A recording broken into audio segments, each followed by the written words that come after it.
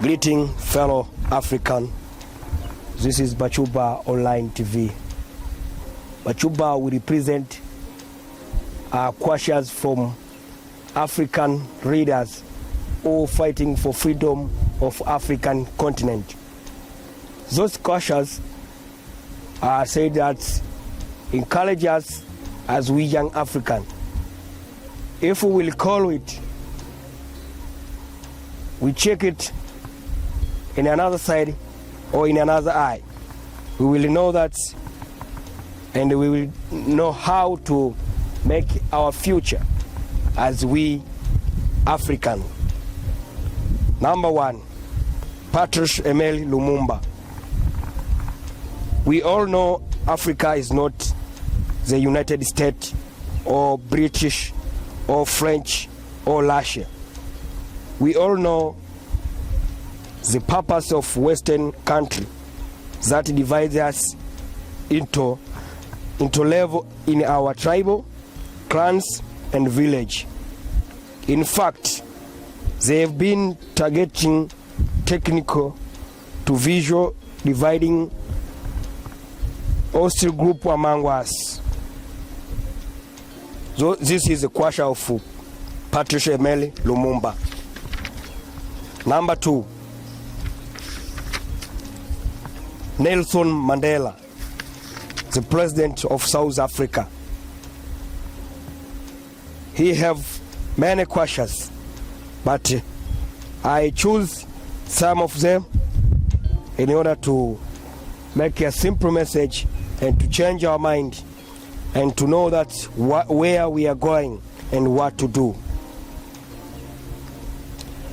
Nelson Mandela said, living is not just about doing for yourself, but what you do for others as well. You know that we young African and all African in the continent and outside the continent, we have the problem of self-hate.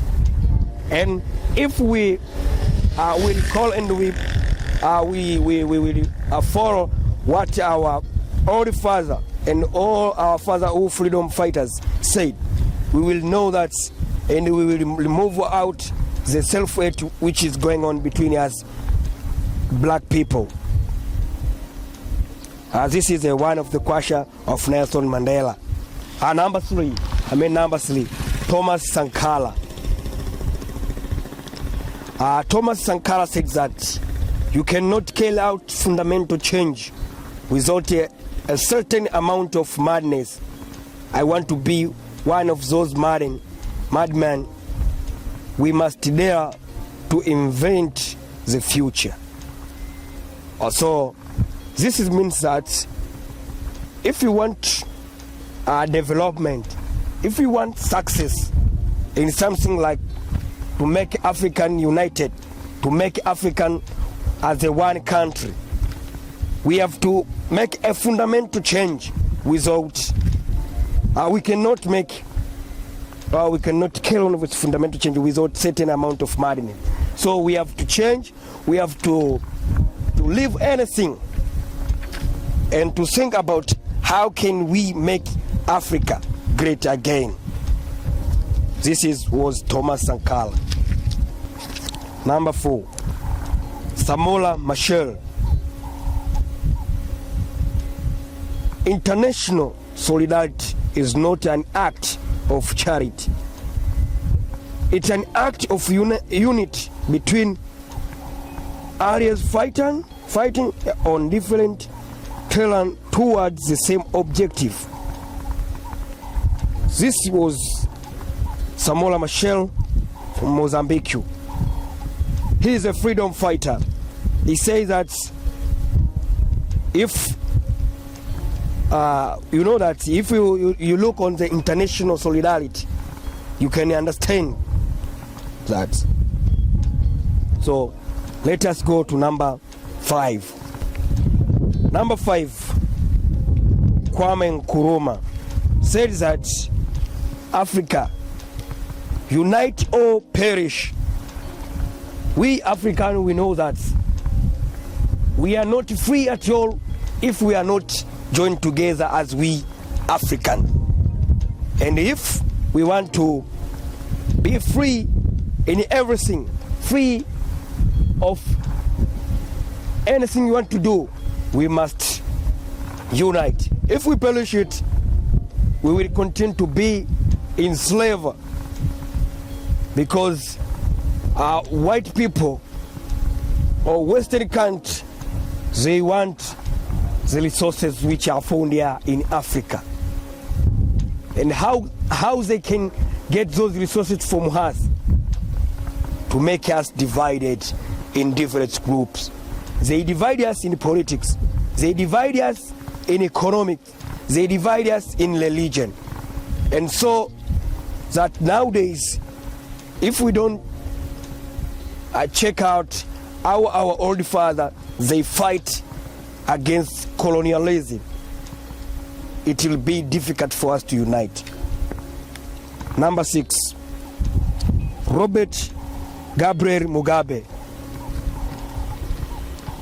Robert Gabriel Mugabe have many questions, but I choose one who makes sense and who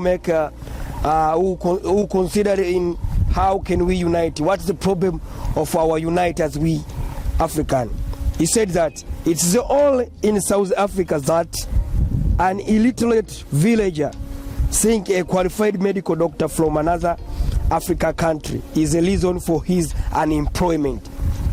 Also, this is another source of self-hate which continue here in Africa, because like you see here, a villager who don't have any professional say that a medical doctor who went there to make his job for saving life of them villagers, said that he is a reason for them to be unemployed. So this is a problem which continue here in Africa.